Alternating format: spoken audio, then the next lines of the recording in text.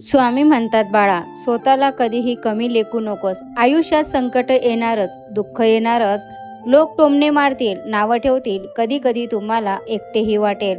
पण अशा वेळी माझे एक वाक्य लक्षात ठेवा: भिवू नकोस, मी तुझ्या पाठीशी आहे. माझे नाव ज्या घरात घेतल्या जाते त्या घरात संकट हे जास्त काळ टिकत नाही. संकट कितीही मोठे येऊ दे, ते आम्ही तुझ्यापर्यंत पोहोचू देणार नाही. त्या संकटातून तुला बाहेर काढू, तुला संकटाची जाणीव होऊ देणार नाही.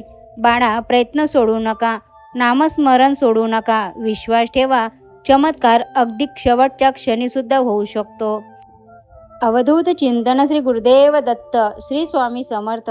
नमस्कार स्वामी भक्तांनो, तुमच्या सर्वांचं स्वागत आहे नवीन एका मोटिवेशन व्हिडिओमध्ये. स्वामी भक्तांनो, आजचा दिवस तुम्हाला आनंदाचा, आरोग्यदायी जाओ हीच मी स्वामीचरणी प्रार्थना करते आणि आजच्या संदेशाला सुरुवात करते. स्वामी भक्तांनो, तुम्हाला एकच नम्र विनंती आहे, तुम्ही आपल्या चॅनलवर नवीन असाल तर कृपया चॅनलला सबस्क्राईब, लाईक आणि शेअर करा. कमेंटमध्ये अशक्य ही शक्य करतील स्वामी टाईप करा. तुमच्या सर्व समस्या अगदी वाऱ्यासारख्या उडून जातील. स्वामी भक्तांनो, तुमच्यासमोर 2 कलर आहेत, त्यापैकी तुम्हाला एकाला निवडायचं आहे आणि आजचा स्वामी संदेश तुमच्यासाठी काय आहे ते तुम्हाला जाणून घ्यायचं आहे. आता हा संदेश त्या भक्तांसाठी ज्यांनी 2 नंबरच्या कलरला स्पर्श केला आहे. अशा भक्तांना स्वामी महाराज म्हणतात, ही कथा तुम्हाला प्रत्येक कामात यश मिळवून देईल. एकदा एक भक्त स्वामींकडे आला आणि तो खूप कष्टाळू होता, पण त्याला यश मिळत नव्हते. तो सतत आपले व्यवसाय बदलत असे. कधी कपड्यांचा व्यापार करायचा तर कधी धान्याचा व्यापार करायचा. प्रत्येक वेळी थोडे नुकसान झाले की तो लगेच आपला व्यवसाय सोडून नवीन काहीतरी सुरू करायचा. स्वामीकडे येऊन तो रडू लागला आणि म्हणाला, स्वामी महाराज, माझ्या नशिबात यश नाही. माझ्या नशिबात यश का नाही? मी खूप प्रयत्न करतो पण मला यश मिळत नाही. स्वामींनी त्याला एक साधे उदाहरण दिले. बाळा, अरे, तुला जर विहीर खणायची असेल तर तू 10 ठिकाणी 10 फूट खणून चालणार नाही ना.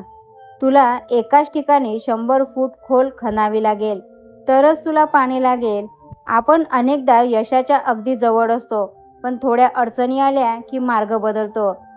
स्वामी सांगतात की सातत्य आणि चिकाटी असेल तरच तुम्हाला यश मिळते. धडसोड तुम्ही केलं तर तुम्हाला यश मिळत नाही आणि ते तुमच्या प्रगतीच्या आड येतं. स्वामींचा एक भक्त होता, त्याचं नाव होतं चोळप्पा. स्वामींचा परमभक्त. हे स्वामींची तो खूप सेवा करायचा, पण हळूहळू त्याच्या मनामध्ये असा अहंकार निर्माण झाला की मी स्वामींच्या इतक्या जवळ आहे, मी म्हणेल ते स्वामी ऐकतात. त्यांना वाटू लागले की स्वामी फक्त त्यांच्याच मालकीचे आहेत. स्वामींनी त्याचा हा अहंकार मोडण्यासाठी अनेक लीला केल्या. त्यांनी चोळप्पांना दाखवून दिलं की देव हा कोणा एकाचा मालकीचा नसतो. जो पूर्णपणे शरणागत होतो, स्वामी त्याचेच होतात. जेव्हा आपल्या मनामध्ये मीपणा येतो तेव्हा आपली प्रगती थांबते. अहंकाराचा त्याग केल्याशिवाय खऱ्या ज्ञानाची आणि परमेश्वराची प्राप्ती होऊ शकत नाही. मीपणा गेला की स्वामीपणा सुरू होतो. स्वामी म्हणतात, प्रत्येकाला कर्माची फळं ही भोगावीच लागतात. गरिबीची भाकरी एकदा एका श्रीमंत सावकाराने स्वामीसाठी 56 भोग, मिठाया आणि पक्वान्न तयार केले आणि ते स्वामींकडे घेऊन आले. त्याच वेळी एक गरीब शेतकरी एक साधी ज्वारीची भाकरी घेऊन, कांदा घेऊन आला होता. स्वामींनी त्या सावकाराच्या पंचपक्वान्नाकडे डुकूनही पाहिलं नाही आणि त्या गरिबाची कोरडी भाकरी मोठ्या आनंदाने स्वामींनी खाल्ली. सावकाराला राग आला. स्वामी त्याला म्हणाले, हे पक्वान्न तू तुझ्या संपत्तीच्या प्रदर्शनासाठी आणि नावलौकिकसाठी आणले आहेस. यात प्रेम नाही. पण या गरीबाने जी माझ्यासाठी भाकरी आणली, स्वतःच्या वाटेची काढून प्रेमाने आणली आहे. ईश्वर तुमची वस्तूची किंमत बघत नाही, तर त्यामागचा भाव आणि प्रामाणिकपणा बघतो. तुम्ही किती श्रीमंत आहात यापेक्षा तुमचे मन किती शुद्ध आहे हे जास्त महत्त्वाचं आहे. एकदा स्वामी एका झाडाखाली बसले होते. अचानक एक मोठा विषारी साप त्यांच्या अंगावर चढला. तिथे बसलेले भक्त घाबरून पडून लागले, पण स्वामी शांत होते. सापाने त्यांना काहीही इजा केली नाही आणि तो निघून गेला. भक्तांनी विचारले, महाराज तुम्हाला भीती नाही वाटली का? स्वामी हसून म्हणाले, भय कशाचे? तोही त्याचे ईश्वराचेच रूप आहे. जोपर्यंत तुम्ही कोणाला त्रास देत नाही तोपर्यंत सृष्टी तुम्हाला त्रास देत नाही. आपल्या आयुष्यातील साप म्हणजे आपल्या समस्या. आपण जर संयम आणि धैर्य ठेवले तर कोणतीही भीती आपल्याला स्पर्श करू शकत नाही. घाबरून पळण्यापेक्षा परिस्थितीला शांतपणे सामोरे जा. आता हा संदेश त्या भक्तांसाठी ज्यांनी 2 नंबरच्या कलरला स्पर्श केला आहे. अशा भक्तांना स्वामी महाराज म्हणतात, बाळा भिवू नकोस, मी तुझ्या पाठीशी आहे. स्वामी समर्थांच्या या मंत्रामागे एक मोठी शक्ती आहे. जेव्हा आपण म्हणतो की स्वामी पाठीशी आहेत, तेव्हा याचा अर्थ असा नाही की आपण कष्ट करायचे सोडून द्यावे.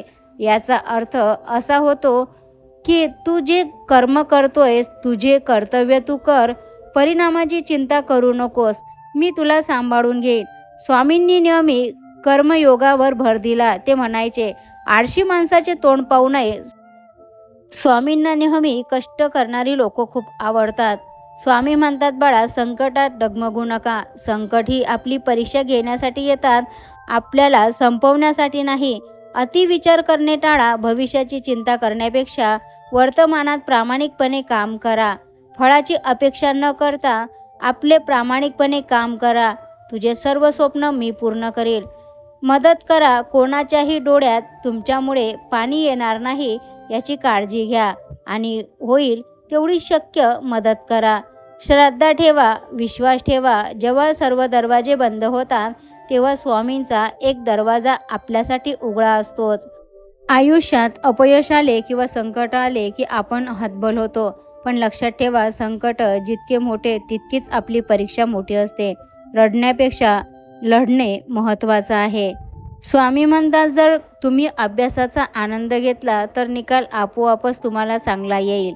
जर तुम्ही निकालाच्या चिंतेत राहिला तर अभ्यासात तुमचं मन लागणार नाही. स्वामी म्हणतात, मन हे वाऱ्यासारखे चंचल आहे, पण अभ्यासाने आणि वैराग्याने त्याला जिंकता येतं. ज्याने स्वतःच्या मनावर विजय मिळवला त्यांच्यासाठी त्यांचे मन सर्वात मोठे मित्र आहे, पण जो मनाचा गुलाम झाला त्यांच्यासाठी मन सर्वात मोठा शत्रू आहे. परिवर्तन हा संसाराचा नियम आहे. काल जे तुमचे होते ते आज कोणा दुसऱ्यांचे आहे आणि उद्या ते तिसऱ्यांचे कोणाचे तरी असेल. स्वतःचा उद्धार हा स्वतःच करावा लागतो. कोणीही बाहेरून येऊन तुमची परिस्थिती बदलणार नाही. तुम्हाला स्वतःलाच प्रयत्न करावे लागतील आणि तुम्हाला स्वतःच तुमची परिस्थिती बदलावी लागेल. रागाच्या भरात माणूस चुकीचे निर्णय घेतो. मनामध्ये सदैव एकच गोष्ट लक्षात ठेवा, मी फळाची चिंता न करता माझे सर्वोत्तम काम करेन. मी माझ्या रागावर आणि मनावर ताबा मिळवेल. संकट आली तरीही मी अर्जुनासारखा लढत राहील. लक्षात ठेवा, भागवद्गीता ही वाचण्यासाठी नाही तर आपल्याला वाचवण्यासाठी, जगण्यासाठी आहे. स्वामी समर्थ असेच भक्तिमय संदेश ऐकण्यासाठी आपल्या चॅनलला सबस्क्राईब, लाईक आणि शेअर करा. भेटूया अशाच नवीन एका मोटिवेशन व्हिडिओमध्ये. स्वामी तुमच्या सर्वांच्या सर्व चांगल्या इच्छा पूर्ण करो ही स्वामीचरणी प्रार्थना करते आणि आजचा स्वामी संदेश इथंच थांबवते. संदेश संपूर्ण ऐकल्याबद्दल खूप खूप धन्यवाद. श्री स्वामी समर्थ.